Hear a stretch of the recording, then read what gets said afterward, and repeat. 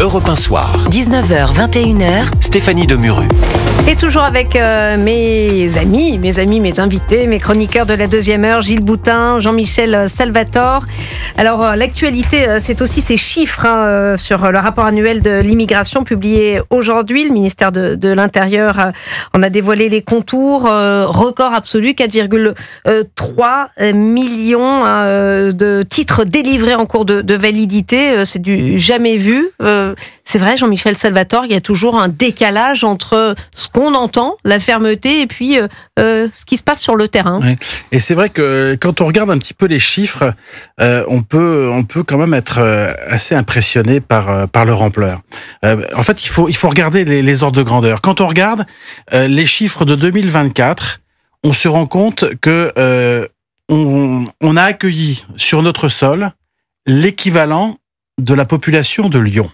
Oui. C'est-à-dire autour de 500 000 personnes. Oui, puis ça continue. Alors, ce sont 500 000 personnes qui arrivent en France à divers titres. Ce sont 500 000 personnes qui arrivent légalement. Donc, vous avez motif principal étudiant. Alors, il y a les étudiants, il y a le regroupement familial, deuxième. Il y a les demandeurs d'asile, et puis il y a aussi les régularisations. Tout ça, ça fait à peu près 500 000. Mais on ne compte pas, évidemment, tout ce qui est clandestin. Et donc, se dire qu'on accueille pour des raisons plus ou moins justifiées 500 000 personnes sur notre sol, rien qu'en 2024, c'est vrai que c'est énorme. Et si on se souvient qu'en 2023, c'était à peu près pareil, en 2022, à peu près pareil, etc., on comprend... C'est beaucoup plus qu'avant. En tout cas, c'est beaucoup plus qu'en 2012. C'était 200 000 à peu près au début des années 2000. Et ça... Et quand vous regardez, par exemple, il y a un chiffre record qui a été publié par le ministère de l'Intérieur que je trouve aussi extrêmement spectaculaire, c'est le renouvellement des titres de séjour. C'est-à-dire des gens qui étaient en France depuis longtemps et qu'on renouvelle. Là, on a renouvelé 880 000 titres de séjour. Donc, on voit bien qu'il y a des masses énormes. Et quand le Parti socialiste nous explique qu'il n'y a pas de submersion, excusez-moi, mais on peut comprendre que les Français, dans les sondages, à 65-75%, pensent qu'il y a submersion, parce qu'évidemment, on est face à des chiffres qui sont absolument considérables. Alors, Gilles Boutin, Bruno Retailleau, Gérald Darmanin, eux, se félicitent plutôt de la hausse des expulsions, quand, effectivement, Marine Le Pen se lamente sur les 336 000 premiers titres de séjour délivrés l'année dernière.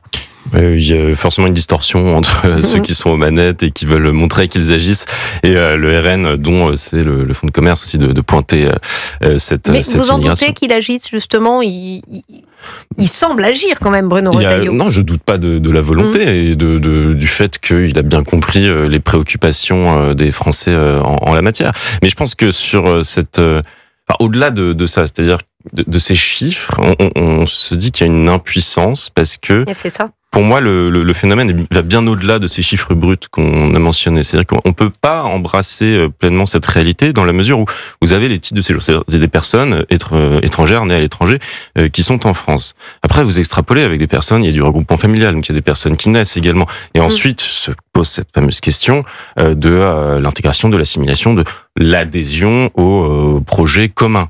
Et c'est pour ça que je reviens sur le sentiment de submersion évoqué par François Bayrou, en insistant bien sur le sentiment, c'est que vous n'allez pas demander à un Français d'identifier précisément lorsqu'il se promène dans son quartier, qu'il voit effectivement des physionomies, des manières d'être dans l'espace public qui ont changé.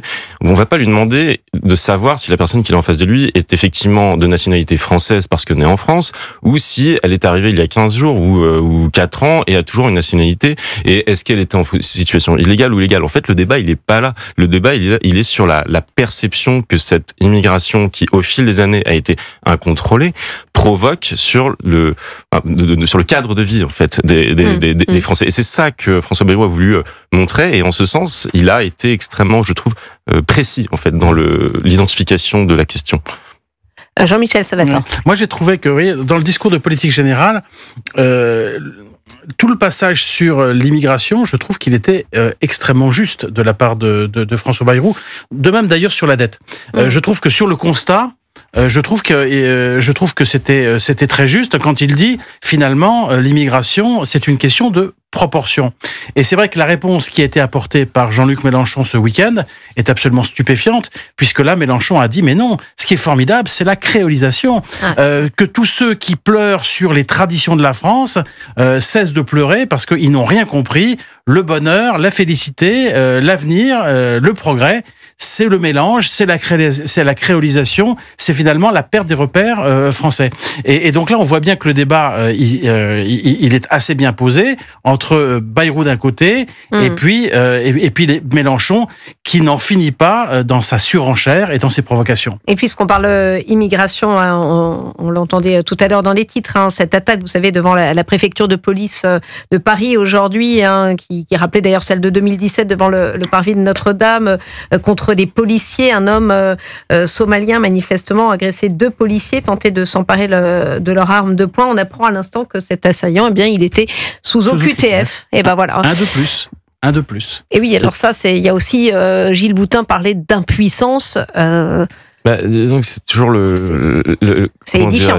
On va pas accuser l'ensemble des personnes qui arrivent en France d'avoir des intentions criminelles ou d'être des personnes psychiquement déstabilisées. Loin de là, cette idée.